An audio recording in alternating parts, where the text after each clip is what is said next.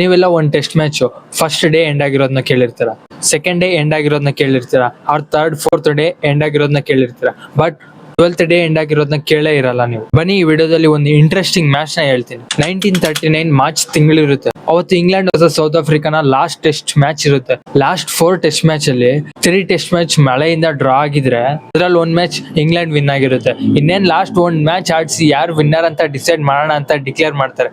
But ಈ match ಒಂದು rules ಇರುತ್ತೆ. ಏನಪ್ಪಾ ಅಂದ್ರೆ ನೋ ಲಿಮಿಟ್. ಈ ಮ್ಯಾಚ್ ಯಾರು ವಿನ್ ಆಗ್ತಾರೋ ಅಲ್ಲಿವರೆಗೂ ಈ ಮ್ಯಾಚ್ ಅಷ್ಟು ಡೇಸ್ ವರೆಗೂ ಈ ಮ್ಯಾಚ್ ಆಡ್ತಾನೆ ಇರ್ಬೇಕು ಅಂತ.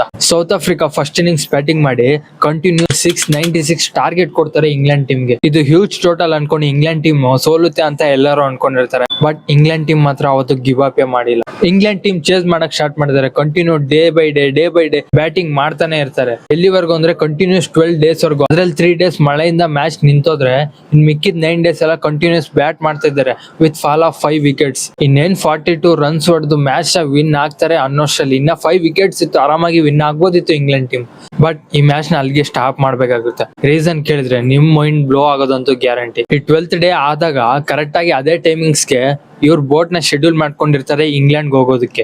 ಅದಕ್ಕೋಸ್ಕರ ಮ್ಯಾಚ್ ನ ಸ್ಟಾಪ್ ಮಾಡ್ಬೇಕಾಗಿರುತ್ತೆ. ಇವ್ರ ಏನಾದ್ರು ಮ್ಯಾಚ್ ಕಂಟಿನ್ಯೂ ಮಾಡಿದ್ರೆ ವಾರಲ್ಲೇ ಸಿಗಾಕೋಬೇಕಾಗಿರುತ್ತೆ. ಬಿಕಾಸ್ ವರ್ಲ್ಡ್ ವಾರ್ 2 ಸ್ಟಾರ್ಟ್ ಆಗೋ ಅರ್ಲಿ ಡೇಸ್ ಇದು. ಇನ್ನೇನ್ 6 ಮಂತ್ಸ್ ಅಲ್ಲಿ ವರ್ಲ್ಡ್ ವಾರ್ 2 ಸ್ಟಾರ್ಟ್ ಆಗುತ್ತೆ ಅನ್ನೋ ಅಷ್ಟ್ರಲ್ಲಿ ಅದ್ರೊಳಗೆ ಇವರು ರೀಚ್ ಆಗ್ಬೇಕು ಇಂಗ್ಲೆಂಡ್ಗೆ. ಅದಕ್ಕೋಸ್ಕರ ಈ ಮ್ಯಾಚ್ ನ ಮಿಡ್ಲಲ್ಲೇ ಬಿಟ್ಬಿಟ್ಟು ಈ ಮ್ಯಾಚ್ ನ ಡ್ರಾ ಅಂತ ಡಿಕ್ಲೇರ್ ಮಾಡ್ಬಿಟ್ಟು ಇಂಗ್ಲೆಂಡ್ ಟೀಮ್ ವಾಪಸ್ ಹೋಗುತ್ತೆ ಇಂಗ್ಲೆಂಡ್ಗೆ.